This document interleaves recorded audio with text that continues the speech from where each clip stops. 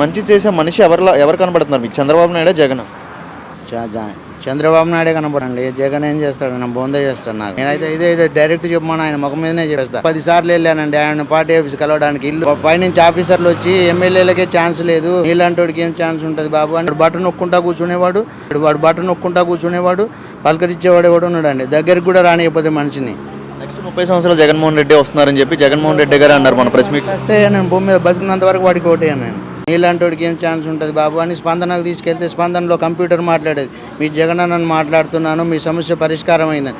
వాళ్ళకి ఫోన్ చేస్తే మున్సిపల్ ఆఫీస్కి వెళ్ళమంటారు. మున్సిపల్ ఆఫీస్కి వెళ్ళమంటే డబ్బులు కట్టమంటారు. ఏం పరిష్కారం అయిందండి? ఇక్కడన్నా పరిష్కారం అయినా కాకపోయినా దగ్గర ఉండి పలకరించే వాళ్ళు ఉన్నారు. అప్పుడు ఎవడు పలకరించేవాడే లేడు. వాడు బట్టను నొక్కుంటా కూర్చునేవాడు, పలకరించేవాడు ఎవడు ఉన్నాడండి. దగ్గరికి కూడా రానియకపోతే మనిషిని.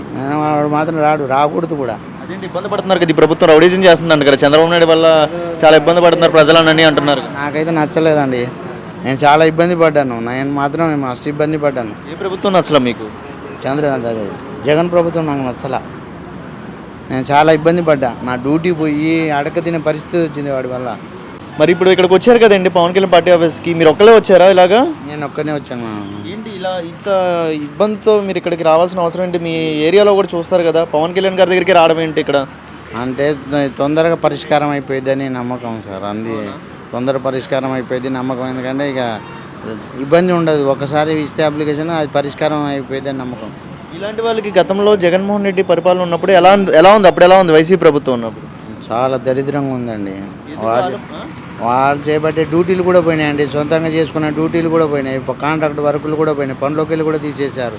వాడికి అనవసరంగా ఓటేసి అనవసరంగా గెలిపించి జీవితం నాశనం చేసుకున్నాను నేనైతే నా వరకు. మంచి పరిపాలన చేశారు, మంచి డెవలప్మెంట్ చేశారు. ఇలాంటి వికలాంగులకి మంచి నెల ఇచ్చారు పింఛన్లు మంచిగా అంటారు. ఏం చేయలేదు, నా బొంద చేశాడు. ఏం చేశాడు? ఉన్న పని బుడగొట్టాడు, కాంట్రాక్ట్ వర్కులు తీసేశాడు. ఎవరికి దోచింది వాడు దోసుగా తిన్నాడు.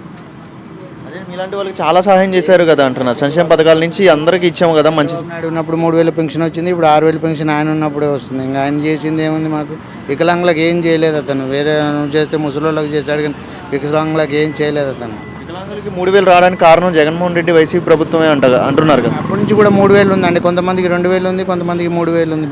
ఎక్కువ శాతం 3000 ఉన్నాయి. 2000 1000 కూడా ఉన్న వాళ్ళు ఉన్నారు అప్పుడు. కాకపోతే కంటిన్యూగా అందరికీ 3000 చేశాడు. కాకపోతే చంద్రబాబు నాయుడు వచ్చినాక 6000 నాకు అప్పటి నుంచి కూడా 3000 పెన్షన్ ఉంది.